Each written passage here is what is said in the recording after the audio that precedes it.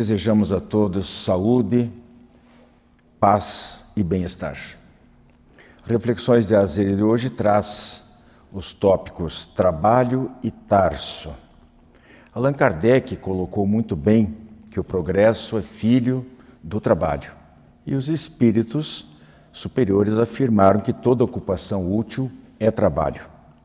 Quando nós falamos em Tarso, logo nos vem à memória o apóstolo Paulo, nascido naquela cidade, atualmente faz parte do sul da Turquia e que usava o nome de Saulo. Conheça um pouquinho da vida do apóstolo dos gentios. Na sequência, Pensar, Aprender e Viver, com 3 frases. A primeira delas é exarada de uma questão, da questão 661 do Livro dos Espíritos. A segunda, do filósofo francês Diderot. E a terceira, cuja autoria é atribuída ao Papa Francisco. Diálogo Espírita está no ar.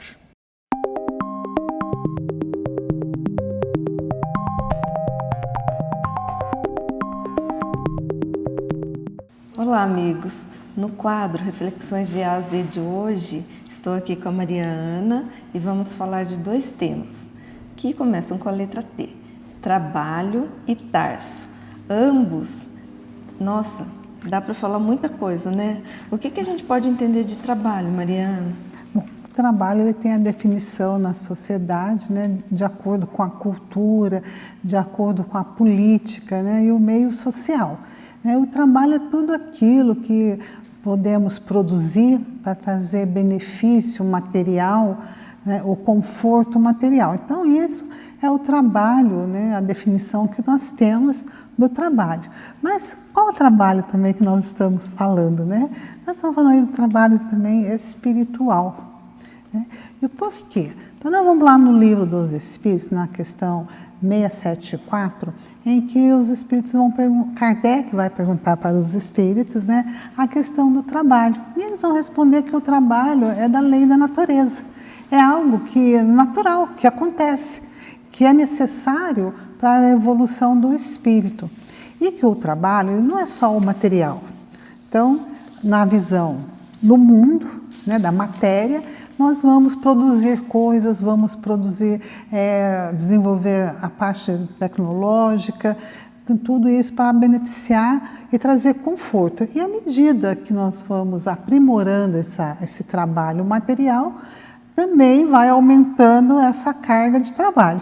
E na parte espiritual, à medida que nós vamos evoluindo, nós também vamos trabalhando mais para a nossa evolução. Tem muita coisa, porque faz parte da lei natural, né? Isso. Então, se a gente for resumir, o trabalho vai servir também para conservar o corpo, para desenvolver o pensamento, para expiar as faltas, para aperfeiçoar a inteligência, para a gente ter o nosso alimento, nossa segurança, o nosso bem-estar, tudo em decorrência do trabalho. Mas trabalho também tem a ver, né, Mariana, com a utilidade. Não podemos ficar ociosos. Nada na natureza fica de forma ociosa. Se observarmos bem a natureza funcionando, num dia bonito de sol, por exemplo, que estamos lá, né, Mariana, sem fazer nada no nosso descanso, por exemplo, e observarmos um pouquinho a natureza, podemos perceber que os pássaros estão trabalhando, as células das árvores, das folhas estão fazendo fotossíntese. A natureza está num trabalho contínuo, não existe essa parada, né? Ocioso, né? O que nós fazemos é férias, tirar umas férias, que é merecido, o descanso é merecido, né? Então, lá na questão 564, né, Kardec pergunta para os espíritos, né, mas tem aqueles, né, que são ansiosos, né, ociosos. E ele fala que isso é temporário, né? Não pense nós espíritas, né, que nós vamos ficar tocando harpa, né? Nós trabalhamos, porque tem até uma passagem que Jesus afirma, né? Eu trabalho e o meu Pai também trabalha, né? Deus está constantemente criando, modificando, fazendo trabalhos no universo inteiro.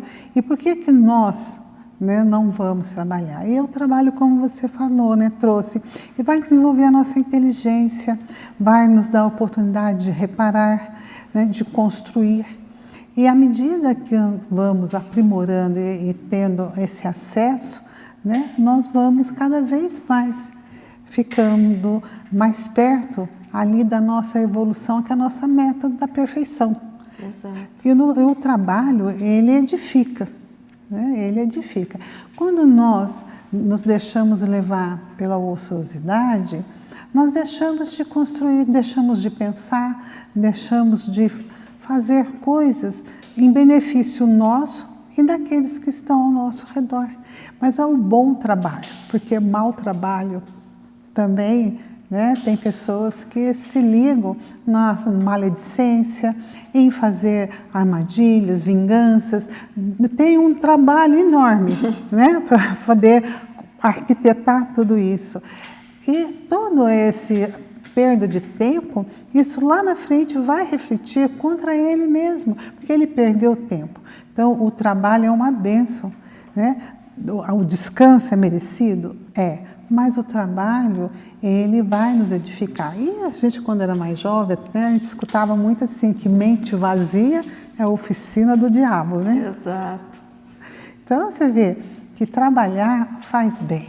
Que na verdade seria mente vazia, seria o ócio, né? E aí não é recomendado, mesmo que às vezes a gente precise daquele tempo para ficar em descanso, nós podemos trabalhar nesse tempo de uma forma boa, por exemplo, assistindo bons filmes, uma série, ou então lendo bons livros. Nós estamos descansando daquele trabalho que temos, né, oficial, mas estamos também fazendo algo de útil, ouvindo uma música, estudando, lendo, fazendo alimentos em casa. Né, apreciando a natureza, Exato. Como você trouxe ali no início.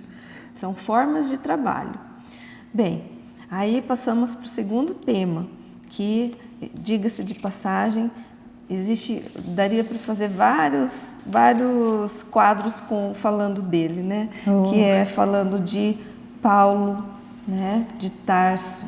Então, quando nós estamos falando desse grande ser, né, de luz que todos conhecemos pelas passagens bíblicas e pela história, nós estamos entrando dentro de um conhecimento tão importante, que é de evolução e como ele se transformou na jornada dessa vida que ele foi Saulo e depois passou a ser chamado de Paulo de Tarso. Eu vou ler rapidinho aqui, que são dados dele, que Paulo é conhecido como o apóstolo dos gentios, né? E está lá em Atos dos Apóstolos lá na Bíblia, Gálatas, Efésios, em razão do devotado trabalho evangélico que ele realizou junto aos povos pagãos. Ele nasceu em Tarso, capital da Cilícia, no início do século I da nossa era, recebendo o nome em hebraico de Saulo. E ele fazia parte de uma família judaica helenística, da tribo de Benjamim, cujos integrantes eram judeus da diáspora.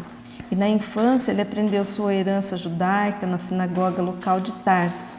No entanto, ele obteve os estágios finais de sua educação religiosa em Jerusalém, sob a orientação do rabino Gamaliel. E né? Tem muita coisa sobre ele na história, além da Bíblia. Ele também era cidadão romano, por ter nascido na província de Roma. E isso faz com que ele depois, mais para frente, ele tivesse alguns benefícios, mesmo quando ele foi julgado, preso lá na frente. E Saulo, ele era um daqueles que provocaram, né? Perseguiu e promoveu de certa forma, porque permitiu a morte de Estevão, que era discípulo de Jesus. E naquele dia ele desencadeou uma grande perseguição contra a igreja. E ele ia fazer uma visita, né, a Damasco. E aí entra uma parte importante, né, Mariana? Que é muito linda, né? Linda. Quando ali Jesus, né, aquele clarão, né, que Jesus aparece para ele, né, e ele se desequilibra e cai, né, ali. E aí o Cristo pergunta para ele, né, por que ele o persegue, né, porque ele perseguia todos os cristãos, ele permitia aquela matança, aquela coisa horrorosa. E ele, como assim, né? Como estou perseguindo quem, né? E é bem interessante que diante dessa visão ele perde a visão dos olhos físicos, né? Exato. E ele então, ele é orientado ali naquele momento a ir até a cidade próxima e procurar uma determinada pessoa, que seria então um profeta, né? Que iria então devolver ali aquela visão através das meditações, né, das explicações. E é bem interessante que o Paulo, né, de Tarso, quando ele aceita Jesus, o cristianismo, tem muitas frases dele que ele fala assim que não é ele que vive em Cristo, mas é o Cristo que vive nele, porque ele procura de todas as formas vivenciar e exemplificar. E as epístolas de Paulo é uma forma que ele encontrou de agregar e acolher todos os cristãos, né? Aqueles povos distantes. Então, o primeiro Atos ali, a primeira epístola dos Romanos, e depois ali são várias. Ele sempre procura aconselhar, acolher, né? E mandar uma mensagem de união, de amor, realmente propagando, porque ele não podia fazer tantas viagens, né? Não teria como, que eram muitas dificuldades, mas através das epístolas é uma forma de estar mais perto.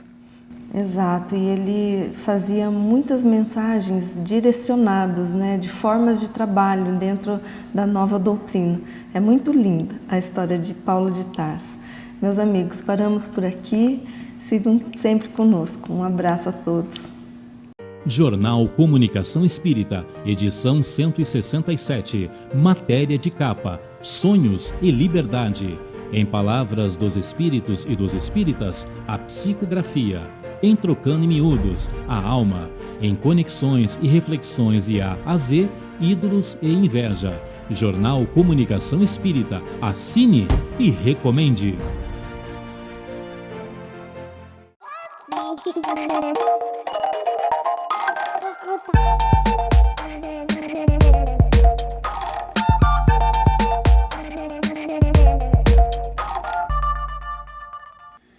Queridos amigos, queridas amigas, nosso quadro Pensar, Aprender e Viver de hoje, nós temos aqui 3 frases para a gente conversar, trocar uma ideia e tentar extrair destas frases o que esses autores realmente quiseram expressar, se aquilo tem algum ensinamento que nos sirva, tanto individualmente como na coletividade, seja dentro da família, enfim, conforme o caso.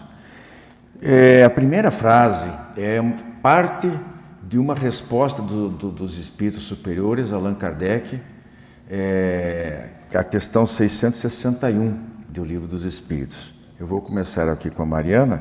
Esse trechinho diz assim: as boas ações são a melhor prece, por isso que os atos valem mais que as palavras.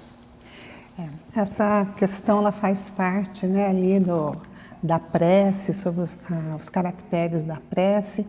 E então, na resposta, os espíritos então, superiores vão falar então para Kardec sobre isso, afirmar que as ações valem mais do que belas palavras. E nós assistimos hoje que através das mídias as pessoas falam, dão bastante opiniões, mas na hora de assumir, elas saem fora, né? Elas não assumem. E então aquelas palavras tão bonitas, elas caem por terra. Então muitas vezes nós temos um discurso, né, dentro da casa espírita, principalmente, muito amoroso, muito acolhedor, mas no primeiro atrito, tudo isso se perde, porque nós estamos apenas de verniz. Nós falamos uma coisa pela boca, mas o nosso coração é outra, e se nós falamos apenas pela boca, as nossas ações não se realizam, porque nós não temos aquela boa vontade, aquela disposição.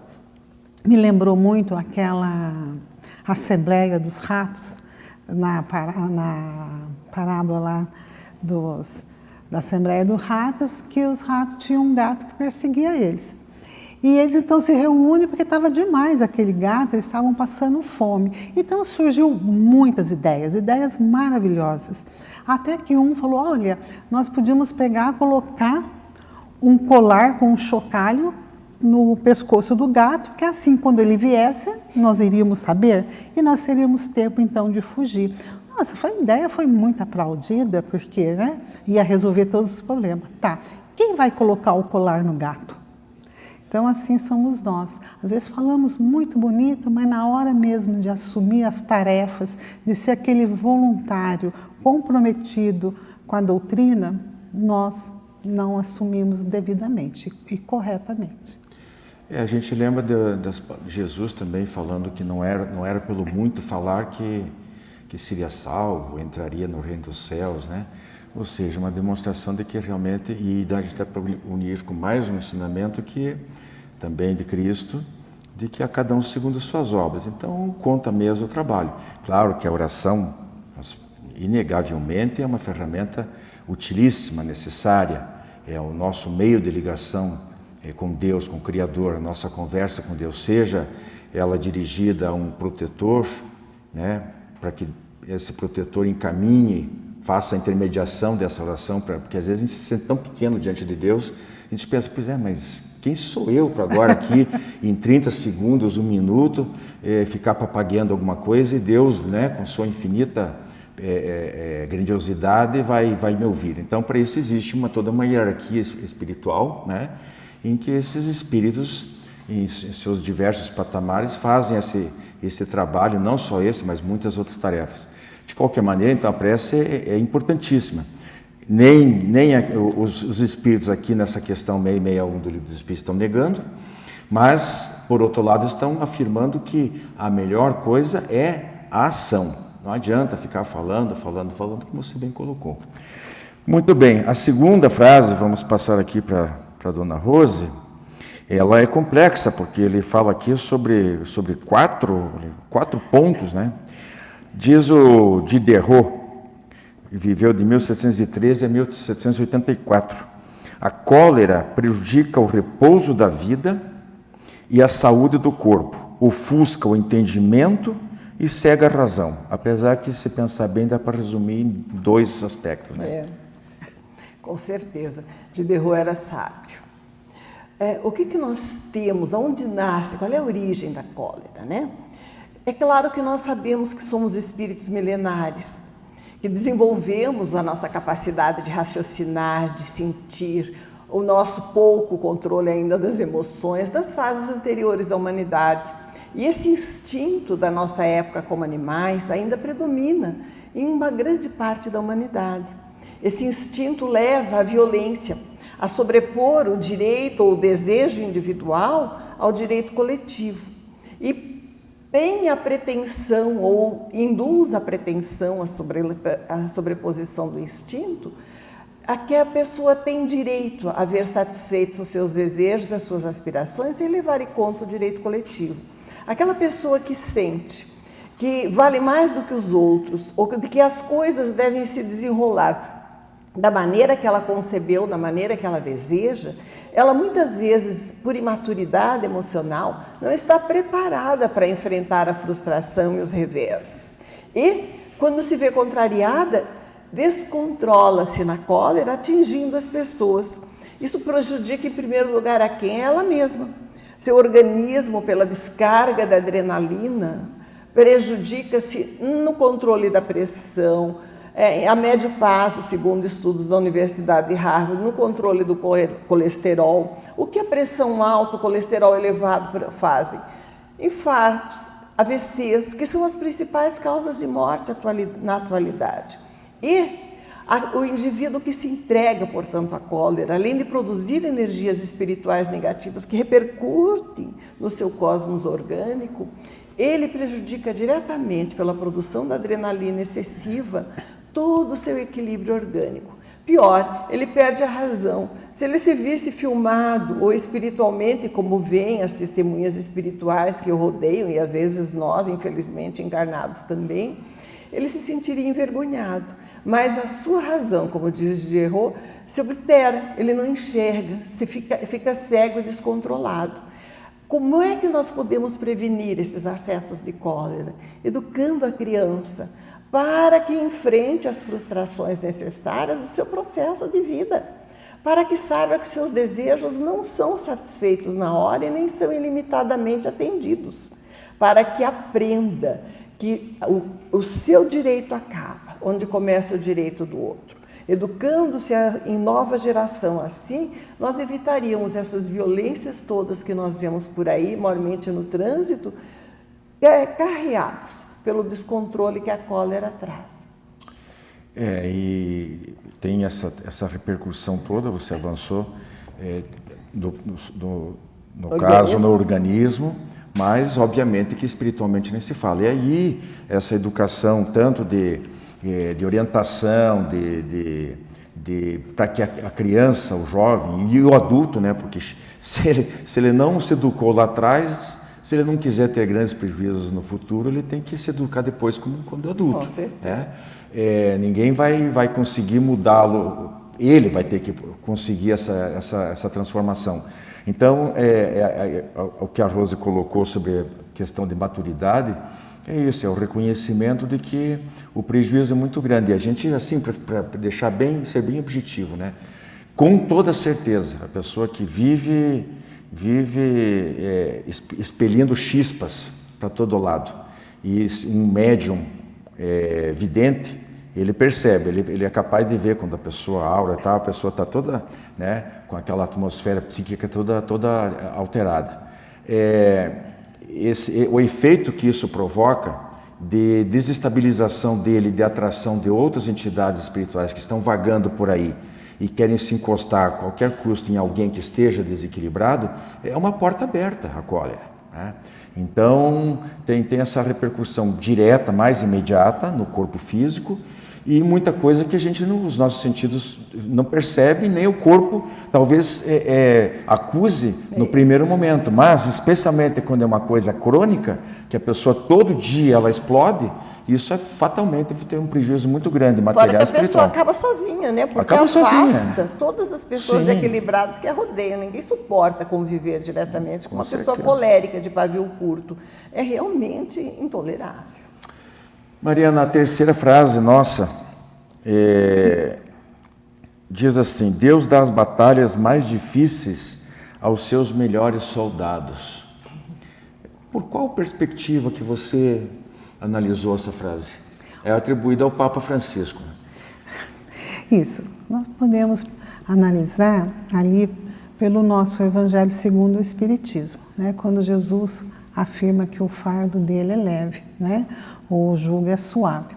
Então, Deus, Ele nos conhece e nós, através da nossa evolução, nós temos a oportunidade de ressarcir, de reparar os nossos equívocos.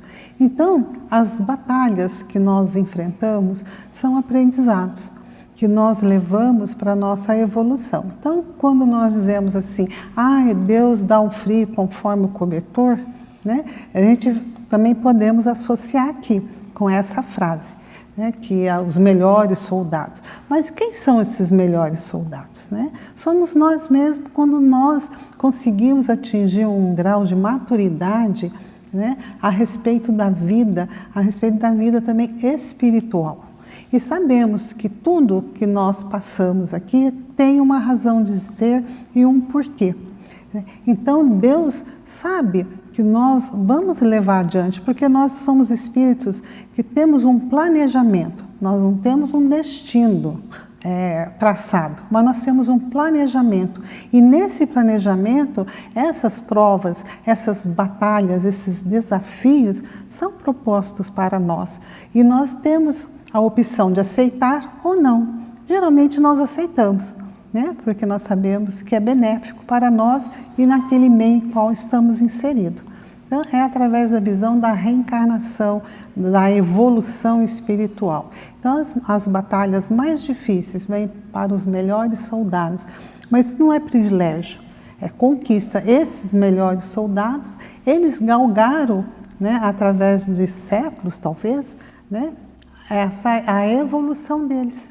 Então, não é privilégio. Quando a gente lê assim, né, das batalhas mais difíceis aos melhores soldados, então dá a impressão assim que tem privilégios, mas Deus não dá privilégio para ninguém, é merecimento. Então esse soldado merece, porque ele vai, missão dada, missão cumprida. Em outro momento, Jesus também fala que a quem mais tiver, mais será pedido, ou seja, né, à medida que o indivíduo, o espírito evolui, progride e amadurece, cresce, a responsabilidade aumenta. Então, para esses, a tarefa é maior do que aquele que não tem condição, que está lá ainda, né, o seu desenvolvimento é muito incipiente, está tentando, está tateando a sua autoconsciência, o seu reconhecimento das suas capacidades, do seu destino, como você colocou. Então, os soldados, os bons soldados, a gente lembra quando se fala assim, né, dos primeiros cristãos, dos exemplos que eles deram, né? Que hoje em dia as coisas estão se deturpando de tal maneira que até aqueles que se dizem cristãos fogem da raia, como se diz. Imagine aqueles que atuam contra. Quer falar um pouquinho para fechar? Bons soldados, né? Eu não sei se eu quero ser bom soldado e receber as batalhas mais difíceis, mas o mundo nos entrega as responsabilidades e as tarefas conforme a nossa condição de vitória. A vida é regida por Deus. E Ele nos dá da terra, como numa escola, as lições mais apropriadas ao nosso desenvolvimento. Então, quando estivermos rodeados pelos desafios, pela solidão, pela incompreensão, pela perseguição e pela calúnia, vamos nos lembrar daquele ditado popular: ninguém atira pedra em laranjeira que não dá laranja. Então, vamos ter paciência, entender que Jesus, que não tinha erros, né, que era puro, foi crucificado e julgado num julgamento lícito perante as leis humanas. Foi legalmente condenado, de acordo com as leis da sua época. E que nós, que estamos aqui na batalha terrena, com todos os nossos defeitos, com as nossas condições de expiação, de provação, as nossas necessidades de disciplina pessoal, que muitas vezes exigem da vida certas limitações, até orgânicas, para o nosso desenvolvimento, para que aprendamos a ser fortes e nos sobrepor às dificuldades, nós não podemos nos queixar desses desafios que nos rodeiam. Devemos agradecer a Deus e, se a batalha for muito difícil, dizermos a nós mesmos, né? Deus confiou em mim para que eu possa vencer essa luta, essa batalha. E se apoiando na fé, na prece, na convicção pessoal, vencer com generosidade, com alegria, com otimismo, para que estejamos todos auxiliando-nos uns aos outros. O bom soldado é aquele que apoia os outros e vence a batalha difícil. É uma honra servir ao exército de Deus, né? Ou de Jesus, seja como diríamos assim, melhor, para ser mais amplo, ao exército do bem, né? Pelo nosso bem e pelo bem dos outros. Grande abraço a todos. Você conhece o Clube do Livro Espírita de Curitiba? Com ele, você tem descontos de até 60% no preço de capa. E a cada 2 meses, recebe 1 ou mais livros em seu endereço. Associe-se e tenha o melhor da literatura espírita em sua casa e ainda ganhe uma assinatura do jornal Comunicação Espírita durante o período de 1 ano. Clube do Livro Espírita de Curitiba. Associe-se e contribua para a manutenção do programa Diálogo Espírita.